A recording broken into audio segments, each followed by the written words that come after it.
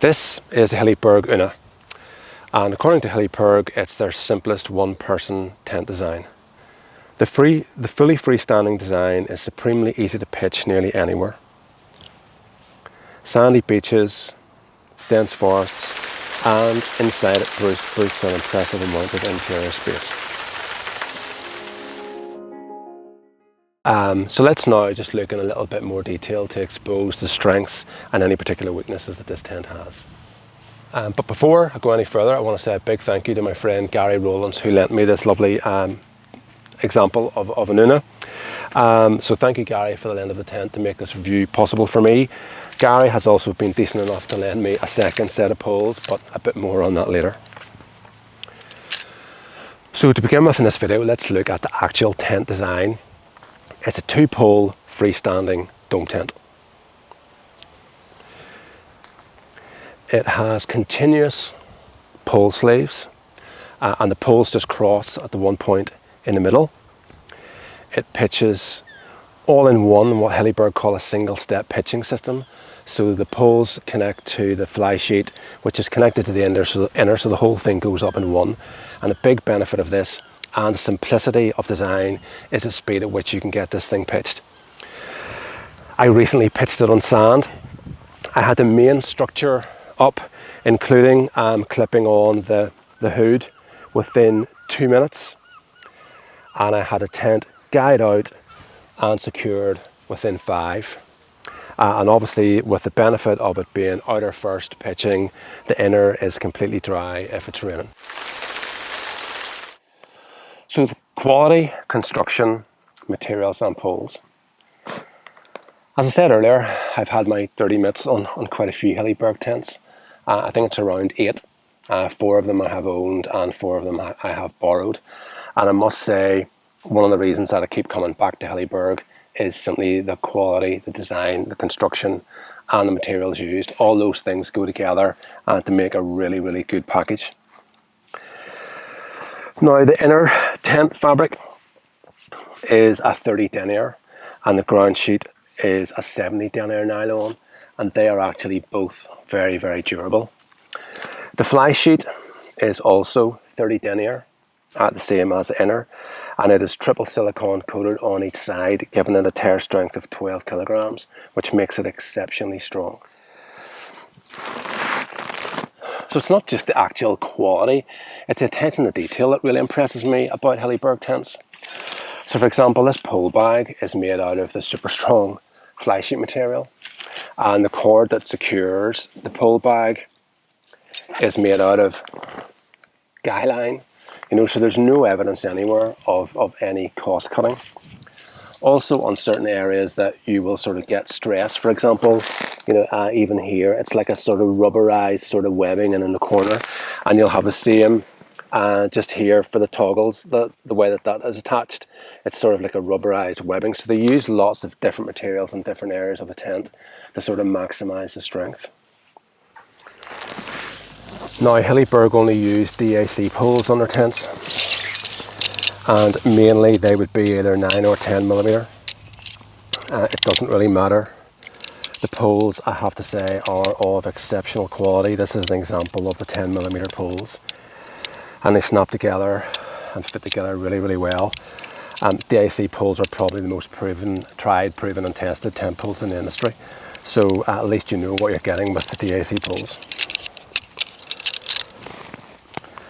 Now I've used DAC poles in tents probably for over 10-15 years, and I wouldn't say I'm particularly amazingly for them or against them. I mean, I have had a few bent, but I've never had a pole break on me. And at the end of the day, do you know what? If you're out in really windy conditions, you can bend any poles if the conditions are right or wrong, I should say. But the good thing is that they are an industry standard, and that they are, a really well-known pole that Hilleberg are using. So very briefly, back to the tear strength of 12 kilograms in this fabric. It's actually not that difficult to say. Okay, according to Hilleberg, greater tear strength equals greater safety. So the higher the tear strength, the less likelihood of that ripping in bad weather or through accidental damage. So that just really makes it safer and will improve the durability and lifetime of the tent. So now I want to talk about weather resistance. Yesterday I had a video fail, if there is such a thing. So that was, I came up here, I had a 2-hour window in the day, and I came up here to film. There was no forecast for rain. It's what happened to all of us. And guess what? It lashed. I just got the tent up and no more. And then I had to spend a bit of time just sitting in the tent, trying to rain it out. And I actually pretty much sat there for 2 hours and the rain never went off. And I had to go home. But today you can see no weather challenge. However, the forecast tomorrow where I live is for 40-mile-an-hour gusts and lashing rain. So I'm going to adopt a system for my camera to protect my camera a bit, and hopefully now included with the weather resistance section of this video, you're going to see this tent out in conditions like that. And we'll talk properly then about weather resistance, because I actually have tried and tested it. So for this section of the review, I'm adding a little bit in on weather resistance. The forecast here at the moment is for 20-mile-an-hour steady winds with 40-mile-an-hour gusts. I've measured it a minute ago and reading sort of 16.2 steady wind. So I'm going to go ahead and get the tent set up. I'm lucky enough it's not actually raining at the moment, so I want to take advantage of that. I'm setting the tent up first of all with 9mm poles, and then hopefully I'll drop a tent and set it up with a 10, see if you can see any difference with the wind. I'm not really going to talk through the actual setup here, because it's just a matter of threading the poles through these continuous pole sleeves.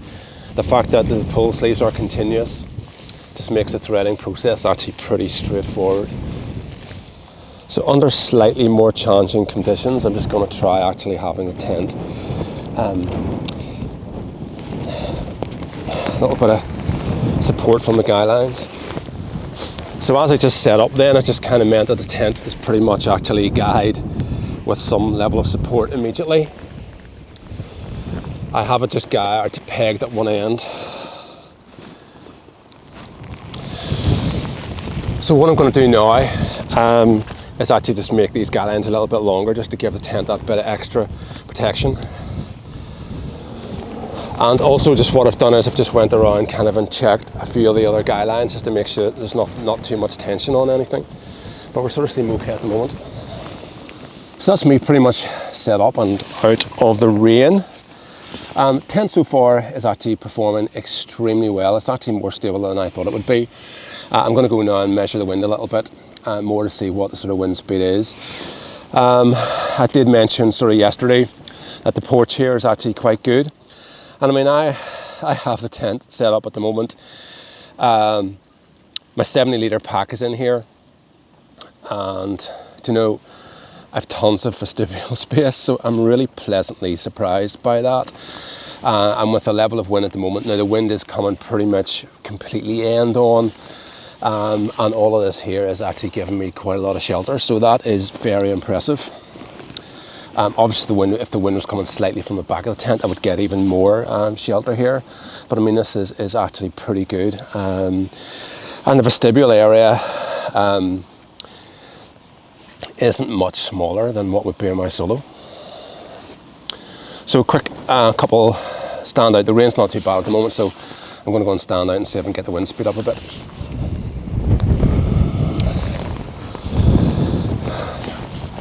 I just had a little twist just on the strap here, so I always go around the tent, as I said, and just double check everything to make sure that everything is right. And again, I mean, the guy lines don't absorb much water, but I'm just tweaking up the tension a fraction here, just to make sure everything is as good as it can be. Steady wind speed at the moment, sort of like 17.1. And as I said earlier, to get the big gusts, you just have to stand out in it, or have some way of setting this up. I could maybe set this up on my tripod even and let it sit out, because it's set to record, you know, the maximum wind speed and keep that displayed on the screen. So I'm not actually out here today for a camp. I'm just out to kind of do the field test of the tent in the wind. But it's given me the opportunity as well to see how well I can work in a tent under a little bit of wind and rain. And, you know, really good space to do that. I said earlier, I'm 6'1". I'm pretty comfortable sitting in here in a tent. I can move around a bit without my head hitting the roof, and I'm getting good enough protection from the wind at the moment.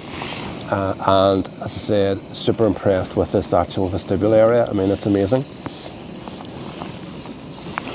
And so far impressed with the stability of the tent. Now at the end of the day, all tents will have a kind of threshold where they do pretty well, and then they get to that point where they start to struggle, and then they get to that point where they eventually will fail. But certainly in around the 20 mile an hour wind mark at the moment with this, I mean, there's no impact on the tent at all. I mean, it's doing really, really good. I mean, I knew this would happen, so this is why I kind of brought something around to drink. I'm prepared to, the wind is supposed to be at the moment 20 mile an hour, 40 mile an hour gusts, and it's to do this over a 2 hour period from now, so I'm happy enough to sit here and wait it out for an hour and a half at least. You'll be glad to know I'll not be filming for all of that time. So yesterday, for those of you that noticed, I was disgusted by a bit of dirt on my sensor on the camera. It was a little, almost looked like a little dead spider. And now you can see there's water on the lens, but I'm not getting caught out with that. So, in fact, it's really wet. So that is not working. Second option. Probably not in focus because I set the camera focus up back for a bit there, but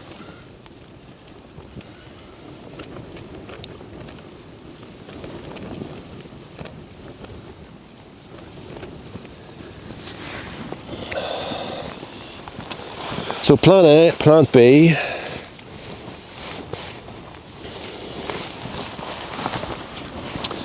And I even have a plan C today, so these are actual proper lens wipes, but I think the lens is just getting wet from the angle, so we will have to change that. See, although I come across very serious in all my videos, I do actually have a sense of humour, and I do try seriously hard to get it right. So, how's that now?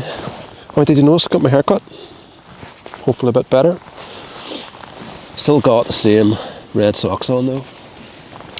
Right, there's not really much happening. I'm just going to sit here back and enjoy this chocolate. And as I said, hopefully the wind will get up. I think the rain has picked up a bit, but hopefully we'll get the wind up too and show you something a bit more exciting.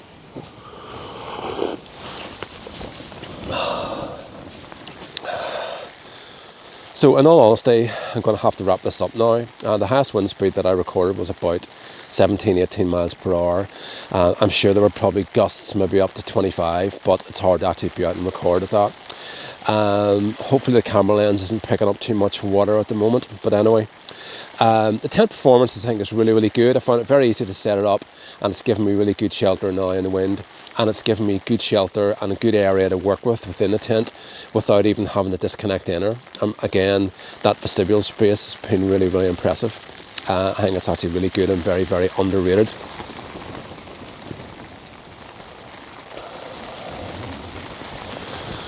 Just sort of securing the tent a wee bit more to sort of try and stop some of the water coming in. Certainly I'm getting a little bit of water down, at the camera end of the tent at the moment. I would probably just need to seal that up, if I was here, for real. So look, that's really the end of the weather testing, and as I said, weather resistance of the tent. Certainly for the conditions that I've been out in now, really good, very impressive. So my opinion, based on the experience that I have and what I see with this tent, with the poles and fabrics and tent design, is it certainly is a very strong design, but I wouldn't be using it in really exposed windy environments. So if you're expecting winds to be over 50 miles an hour, I think it would probably still stand up okay in winds of that, but for anything heavier than that, I'd be looking at something more like a solo if that's the type of use you want a tent for. Snow loading, I don't really see any problem. The walls of the tent, were not, particularly aerodynamic.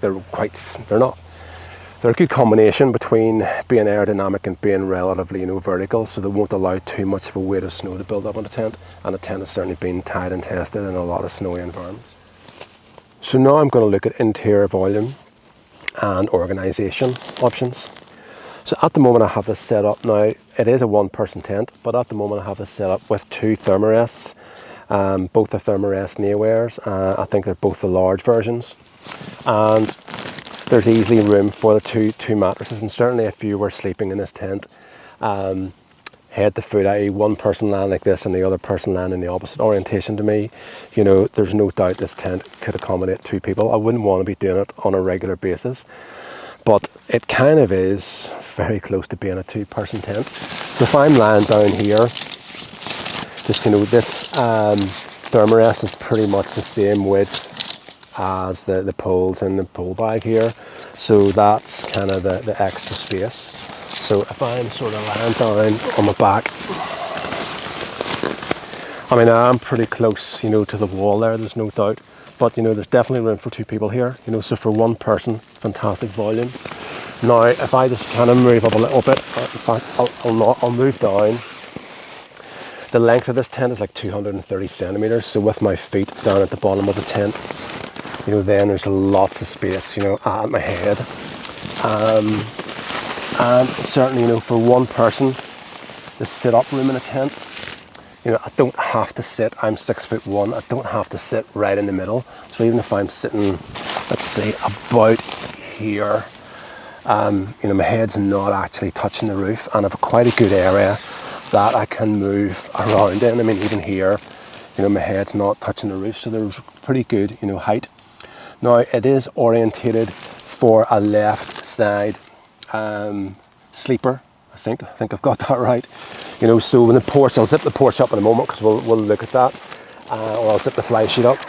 So if I'm lying here in the tent, the fly sheet, you know, will come down, you know, here, and so it's orientated for me to work and be organised, you know, by lying on my left side, and being right-handed, that actually suits me, you know, perfectly. So it is something to consider if that's an issue for you. Now, so what I've done at the moment is I've set up my pack in the vestibule. Now, Hilleberg kind of said this tent doesn't have a vestibule, and I would disagree with that. I actually think it does. What I've done is I've brought the biggest pack that I have, which is 70 litres, and it fits in here, absolutely no problem. I mean, if this door was done up, it's not really going to intrude on the inner. And I've done a shot on the outside of the tent, so you can kind of see there as well. So if I remove this,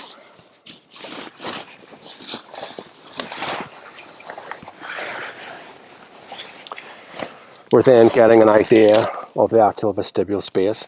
Now, it doesn't really give you a lot of room, you know, if you were cooking, but at the end of the day, it's pretty good, you know, for storage. But the main aspect of this tent is that you can unclip part of the inner and take it back for increased storage space. So I'm just going to pop it out here first.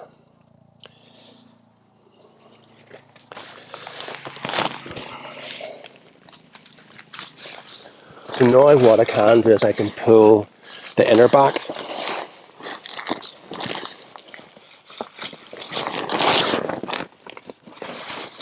and if I had my pack, you know, back there in the tent, you know, I've now actually got tons of room. Now, what I want to do tomorrow, hopefully, is go out and see how this actually manages in wind. You know, with the loose inner, is it really going to flap around a lot more? I have this just kind of pulled back around, you know, my actual thermarest. But I mean, now I've got a tremendous amount of space, and I can adjust, you know, the top vent here, you know, for more room. If I was in this on my own, obviously I can move this mat back, and I can take this back, you know, really as far as I want, and move into the part of the tent, you know, that I want to get shelter from. But this leaves me a tremendous amount of area then that I could actually, you know, do a lot of cooking or managing gearing. So ventilation options and condensation. The tent, I think, has actually very, very good ventilation options, and you have like a high-low venting system. You know, so for example, underneath the hood here, this can be quite well vented. And then even whenever the door is sealed up, you saw it on some earlier shots. You know, this here can be rolled, and that can be rolled on both sides. So that's pretty easy and fast to do. And that gives you good ventilation. Probably, you know, in all, but if there was driving rain or snow and it was coming in from this angle, obviously you couldn't do this. But I mean, this is a great ventilation option here. There isn't really an in-between bit here. That's the only thing, you know, so it's either peg attachment, you know, as you can see, or else fully rolled up. But I mean, that's really good ventilation, and having ventilation at the bottom and top of the tent should give you pretty good airflow and help you manage condensation. So this little bit, I just decided to do something on modifications. I'm actually not a great fan of modifying the tents too much, because I sort of believe that you're buying a product, you're trusting in that manufacturer, and that they pretty much know what they're doing. Now, that's not to say that some people will like to maybe use lighter guy lines. You know, we all have our own individual preferences. So I'm totally happy with the tents, guy lines, pegs, just not going to go into that. But the one area that I do think makes a big difference in respect of strength for a little weight penalty is the addition of 10mm poles. Okay, so these poles cost about £60 each. The total, they are 200, it's either 287 or 387 millimeters. You need to double check that in length, but they are the Steka poles, so that's the easy way around it. So these 10mm poles from the Steka fit the Unna. And as I said, for 130 grams of extra weight for both poles combined, I think the benefits outweigh the weight penalty in respect of strength. Now, it's difficult to see when you're looking at the camera, but the 10mm poles, they feel a lot thicker. I mean, it actually feels like you're holding a 7mm pole and a 10mm pole. You know, they actually do feel a lot thicker. That's just my opinion. And the very, very ends of them there, I'm not sure how well you can kind of see this, but the overlap of the little sections, you know, is bigger again, you know, on the 10mm poles. So for a small weight penalty, Steka poles and the Unna just really, really kind of pimp it and beef it up a bit. So weight and pack size: Hilleberg Act 2, 1.7 kilograms. Unna, 2.3. Solo Black Label, 2.8. Solo Red Label, 2.4. So that's your weights. The Act 2 is obviously a bit lighter, not as big. Solo is a bit stronger and a wee bit smaller. And the Black Label is obviously a bit heavier than the Unna. So the Unna there are 2.3 kilograms, and with the 10mm poles it just takes it up to just over 2.4. Pack size: Hilleberg kind of make their bags they're oversized, so you know they will compress differently than this. Standing up on their end, you know, it could just be the way I have them in the bags. The Solo certainly is a bit, you know, they're all kind of like the same sort of height. But if you're looking at them there, the Solo, you know, has a bit more sort of actual volume in it. So pack size, I mean, it's pretty much where you would expect it to be. The Act 2 is probably a little bit smaller than them all, and it would probably be next, and then the Solo would sort of have the most pack size of the three. But that's it for your weight and pack size. So now it comes down to my final thoughts on this Hilleberg Unna. Quality, relatively lightweight. Ease of construction, ease of pitching, really, really good strong fabrics, and tremendous interior volume make this tent a very, very attractive choice. In my opinion, it is suitable for all season use in all but the harshest conditions. I think that the interior space and the flexible option of being able to sort of retract the inner, you know, lend itself to people who are doing long trips, you know, prolonged trips where you're using a tent on a daily basis and you're living in a tent for a long period of time. I feel that it really excels for that type of usage. For me, with the addition of 10mm poles and a weight penalty of 130 grams, it just gives the tent that little bit more strength that I personally feel it's lacking with the 9mm poles. The freestanding design that, you know, allows it to be pitched in awkward pitching conditions where the terrain is maybe not that good, or where you can maybe set your tent up and then move it around. The freestanding design really helps for that. Personally, I found as well for drying your tent, the fact that it's freestanding, you know, if you have space in your garage, most of us don't, or even a spare room, you know, provided the tent's not too wet, you can pop it up and let it dry after trips. You know, so you don't really need to take it outside and actually pitch it, you know, enable it to dry. I've managed to sort of dry all my tents without having to detach the inner and outer, and that's just by simply bringing them home after a trip and getting most of the water off them to begin with, and then pitching them in a room or in the garage, and it's allowed the tent to dry out without me having to separate the outer and inner, which is really handy. So I think the Unna is a great little tent, and I think it will appeal, you know, to a lot of people for a lot of different, you know, types of usage. So look, thank you very much for watching. In my next video, I hope to compare the 3 red label single person tents. That's the Unna, the Solo and the Actu. So stay tuned, that should be coming up fairly soon, and thank you for watching. Until next time.